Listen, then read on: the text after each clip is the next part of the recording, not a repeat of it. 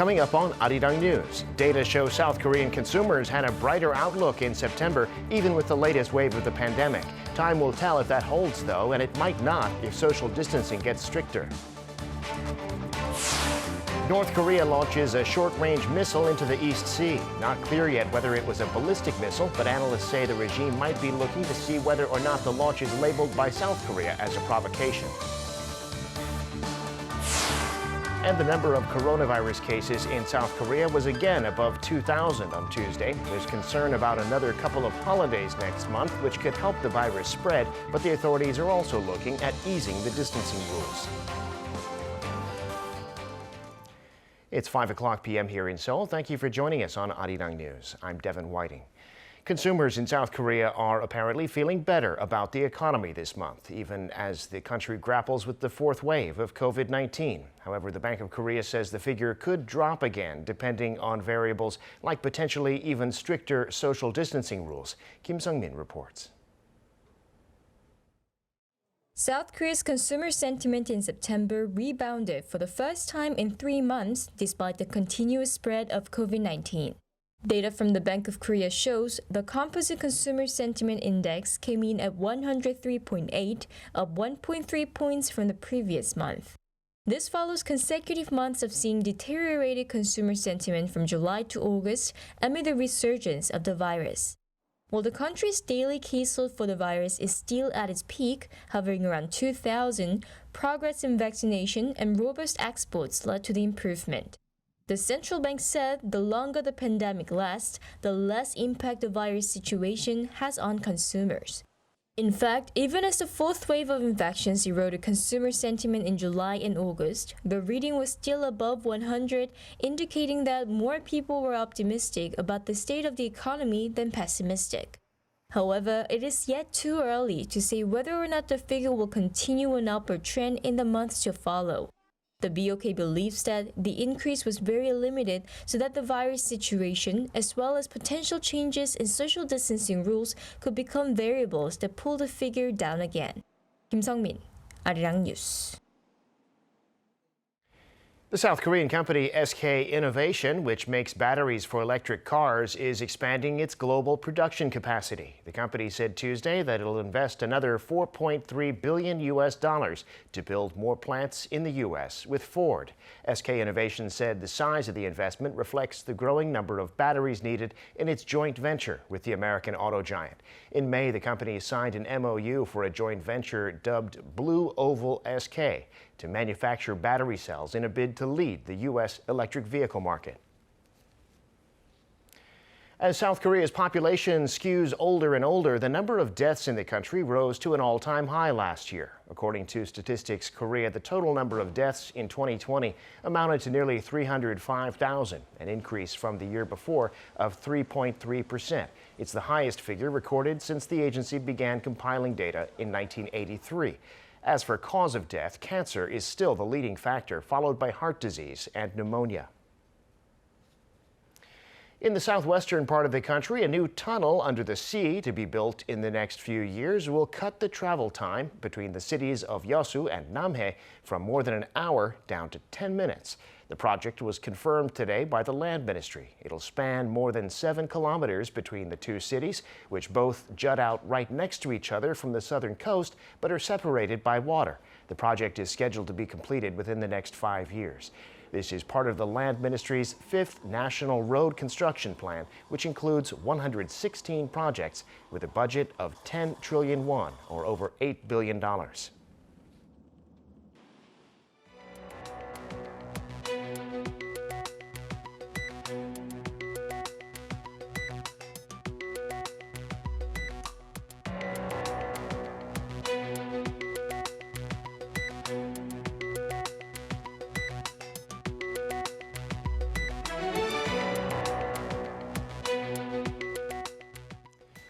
Time now for an in-depth look at the market news this afternoon, and for that I'm joined on the line by Mr. Daniel Yu, Global Strategist at Yeosu Securities. Mr. Yu, good afternoon. Thanks for coming on today. Good afternoon. Well, some interesting numbers in the U.S. That could have implications for inflation and thus a number of other issues such as tapering. Treasury yields continued to rise on Monday, the 10-year to over 1.5% for a brief period, the 30-year at almost 2% now, both of those about the highest they've been since June. What's behind those moves and what do you make of the situation? Yes, if you look at the 10-year government bond rate, it has reached well above 1.5%. As of now, it's rising even further to 1.54% in the futures market. Overall, there's a concern about the inflationary pressure coming in, and also Fed have been talking about the possibility of tapering happening in the November of this year. And market is taking that as a news for the further tightening in terms of the monetary policy because of the inflationary pressure, and that maybe the interest rate might be rising by the Fed before the end of next year. So all that being saying is that possibility of liquidity decline that is causing the overall interest rate to rise. Furthermore, as you know, that the U.S. government is planning to do quite a big of fiscal policy expansion in order to boost the economy. If that's the case, then you need to issue more bonds.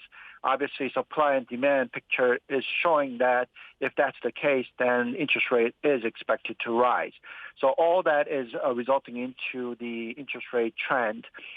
Furthermore, if you look at a lot of these commodity prices and inflationary pressure, the cost side is rising quite rapidly, particularly for the natural gas and the oil prices, and also electric car related aluminums and copper prices and all that seem to be continue to show quite a bit of a rising trend. All means is that the economy is recovering, and therefore we do expect interest rate to further rise in the future. Just question mark is how fast it will rise. We think that it will be gradual, but for the timing in the short term, though, until the actual tapering happens, we think that trend is not going to subdue quite easily. So all in all, that is fairly negative news for the equity market. Well, that was reflected in New York in stocks on Monday, which were mixed. Some uncertainty about what we were just discussing. Also, the political question of whether lawmakers will vote to raise the debt limit of the U.S. government, which could mean another shutdown of the government like we've seen in recent years. So there was a gain on the Dow, but the S&P, the NASDAQ a bit lower, the NASDAQ by 0.5%. What's the story in the global markets? Right. The Dow was up because it is only 30 stocks, and also quite a lot of them are related to the economic recovery story. So therefore, if the economy is recovering, then the Dow is rising. However, for the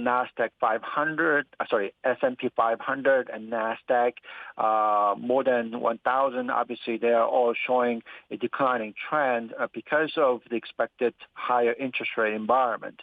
Also, if you look at from the beginning of this year to now, most of these indexes are up more than 15%, and therefore you need to take some time of breathing time, or so-called time correction, so-called. So we do think that the seasonality is indicating that from the August to October, U.S. market tends to be quite weak, and we think that that is what's happening right now, and people are coming out with the various reasons why the market should be taking some corrections. And that should be continued to happen until the end of October, we think. And I don't think that the interest rate is going to continue to rise from the current 1.5% to 2% quickly.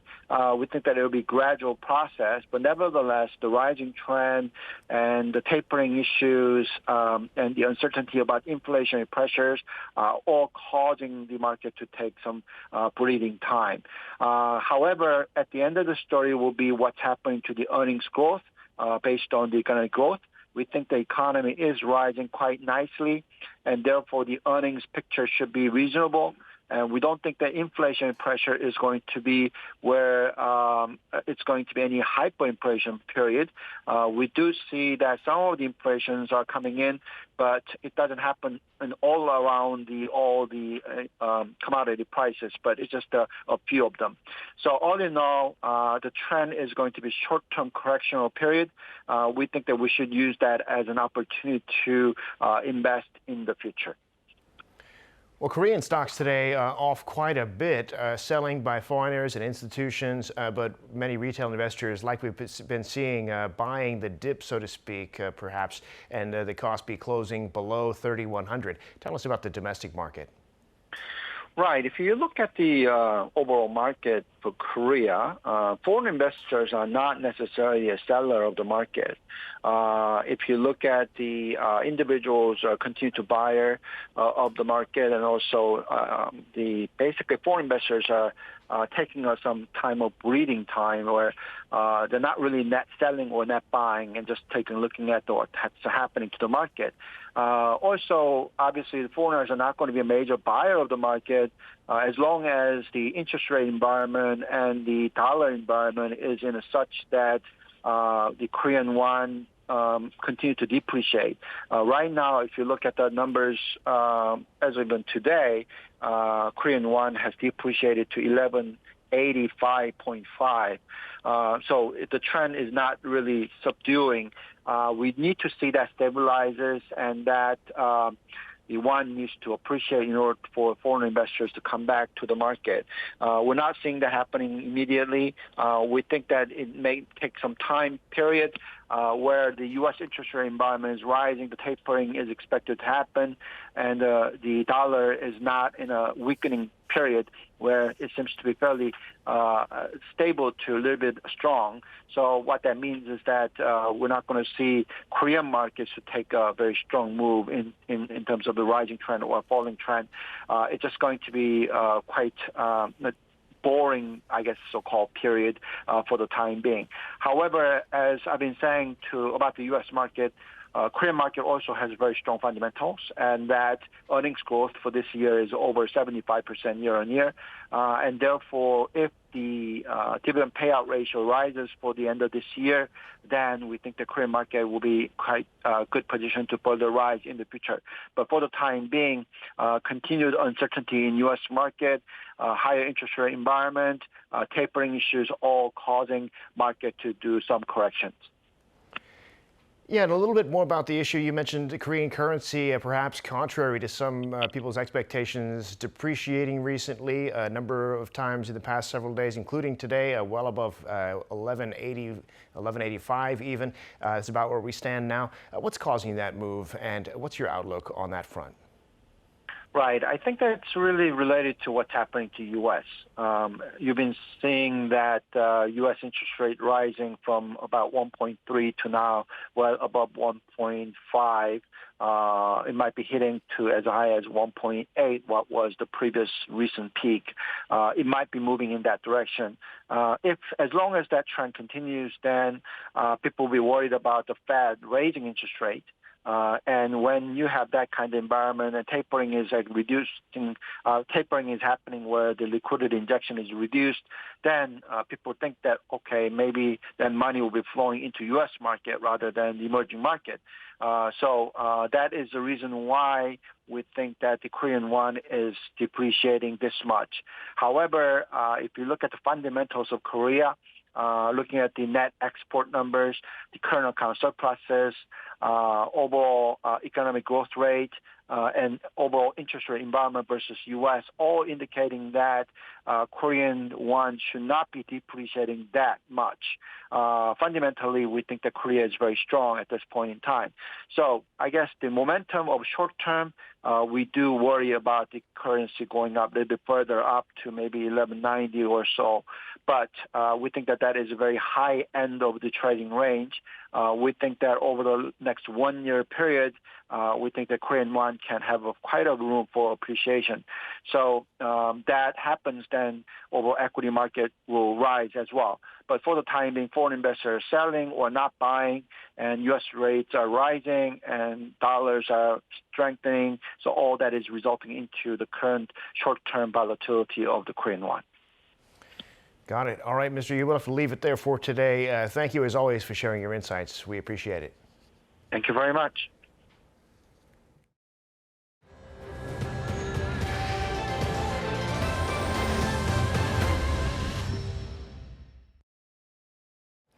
The South Korean military has confirmed that North Korea fired a short-range missile off its east coast this morning. It's not clear if this was a ballistic missile, which would be another violation of international sanctions, but analysts say the North wants to see whether South Korea denounces the launch and is looking to gain leverage in potential talks. Kim Ji-yeon reports. South Korea's Joint Chiefs of Staff said North Korea is presumed to have fired one short-range missile from its inland Jagangdo Mupyeongni area in an easterly direction at 6:40 a.m. on Tuesday. This area is where the North test-fired intercontinental ballistic missiles in 2017. The ministry is monitoring the situation as well as the motive behind North Korea's missile launch. The launch is regrettable since it was carried out during times when security stability on the Korean peninsula is critical.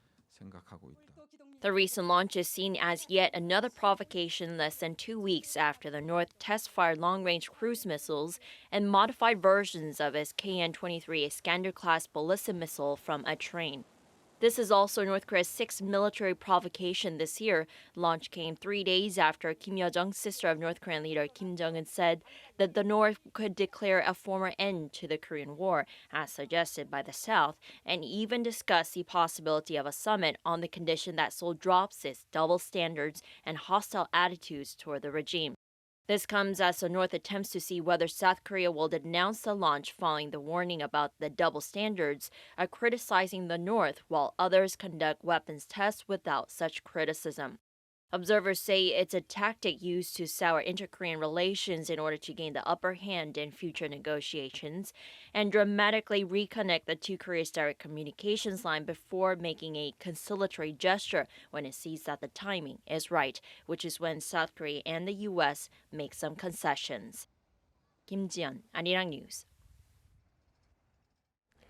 South Korean President Moon Jae-in has ordered his national security team to do a comprehensive analysis of the North's recent statements on inter-Korean relations and its latest missile launch and come up with response measures. He gave the order after a briefing on the launch from the National Security Council. During the 75-minute meeting, the council discussed the situation and what the North's intentions might be. The NSC expressed regret over the launch, which it said comes at a time when stability on the peninsula is very important. The council agreed to keep close tabs on the North and coordinate with the U.S. and other relevant parties. North Korea recently said it would consider an end-of-war declaration, as proposed by President Moon, even an inter-Korean summit, should Seoul, as the regime put it, restore mutual trust. Just hours before the missile launch, the North was criticized at the UN Security Council for its weapons programs as the UN marked the anniversary of the Nuclear Test Ban Treaty. At Tuesday's meeting, the head of the Comprehensive Nuclear Test Ban Treaty Organization said the treaty is maintained as a norm against testing. He said less than a dozen tests have been conducted since the treaty was adopted, and only one country has violated the ban in this millennium, a reference to North Korea. The British ambassador to the UN also called for the North's complete, verifiable, and irreversible denuclearization. South Korea has launched a new 3,000-ton homegrown submarine capable of firing ballistic missiles. Named after a well-known independence movement activist, the Shincheho is an 83.5-meter-long, 9.6 meters wide. It can carry 50 crew members while operating underwater for 20 days without surfacing. It's the third submarine of its class and was built using domestic technologies under a project that began in 2007. Before the launch ceremony in the city of Ulsan on Tuesday, the Navy said the submarine can be equipped with the type of SLBMs that were test-fired earlier this month. South Korea on Tuesday again reported more than 2,000 new cases of the coronavirus. There are concerns the daily figure could rise further with a couple of three-day weekends coming up next month. But at the same time, with the vaccination rate on the rise, the government has suggested it might ease the distancing measures in late October. Choi Min-jung has the latest. South Korea has once again reported the highest number of cases for a Tuesday. The country confirmed 2,289 cases, a relatively high number considering the fewer tests done over the weekend. Observers say the figure will likely increase further on Wednesday. All but 19 cases were locally transmitted, with almost 74% coming from the capital region. Despite the resurgence, the government reaffirmed that it would develop gradual steps to return to normal by possibly late October to early November.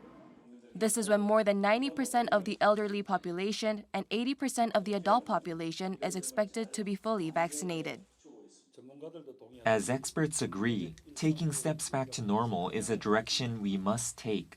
But this will only be possible if infection risks are reduced with high vaccination rates and the spread is under control so that medical systems can cope. South Korea's health minister also said that the authorities are considering vaccine passes for the fully inoculated. Like in Germany, those with passes will be exempt from many restrictions. The authorities are also reviewing measures to ease restrictions for gatherings and places like restaurants and cafes for those who have been fully vaccinated. But for the time being, authorities are strongly advising people to abide by the current antivirus measures as concerns are growing over another spike with upcoming 3-day holidays in the coming weeks.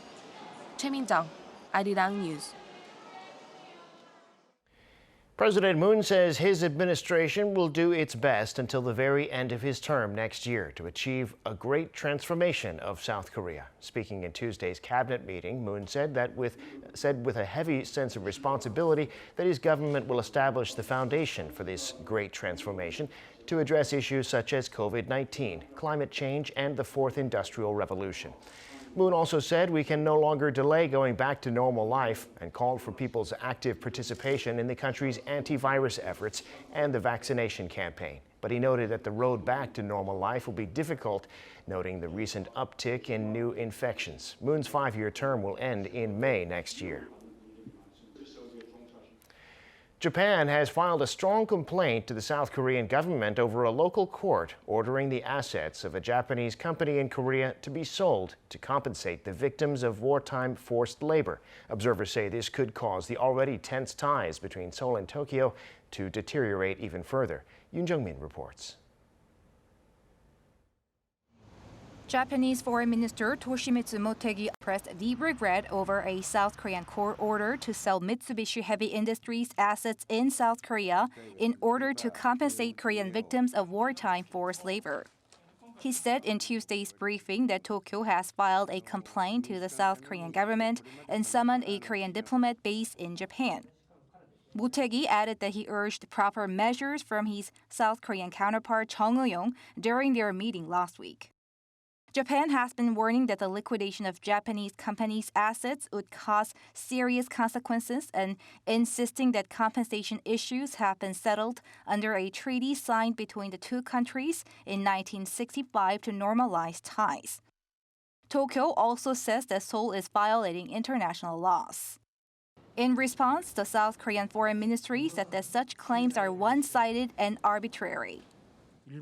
Japan's claim is completely not true. To call a Korean court ruling a violation of international laws, there is still some controversy regarding interpretation when it comes to the range in which the 1965 South Korea-Japan Treaty can be applied. The ministry added that it is aware of the court ruling, adding it hopes dialogue with Tokyo can come at an early date to resolve the issues in a way that all related parties can agree on. It added that Japan continually urging South Korea to come up with solutions does not help.